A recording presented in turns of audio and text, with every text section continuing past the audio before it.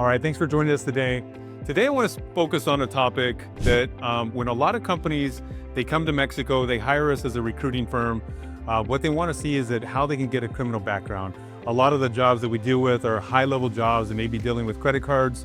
They may be dealing with a higher, high-profile position where they want to know the person that they're actually hiring has a clean slate, doesn't have a criminal background. And unlike a lot of other countries, Mexico has a little bit different system. I know the United States and Canada, they may have like a federalized system to where you can get all sorts of different information from the RCMP or the FBI, and there's different background checks depending on what you're looking for. In Mexico, things are a little bit different. I kind of just wanted to explain that today. So anytime a company asks for a criminal background check, they know what they're getting into.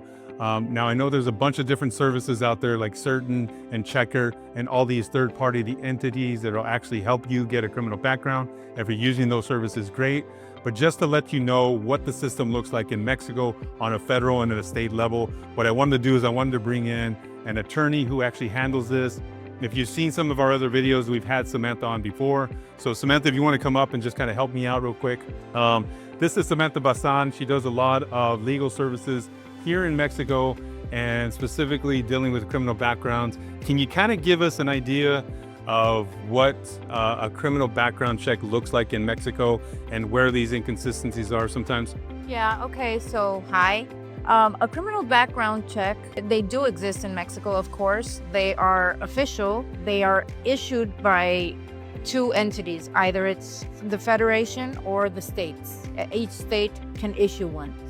However, the tricky part is that between the federation and the states, there's not a lot of communication. So if you committed maybe a crime, a felony in one state, maybe another state doesn't know, or even the federation doesn't know. If you committed a federal crime, then you're in the system everywhere because that does come to the states, but it doesn't go the other way around. And most crimes are state. That's the level they're at.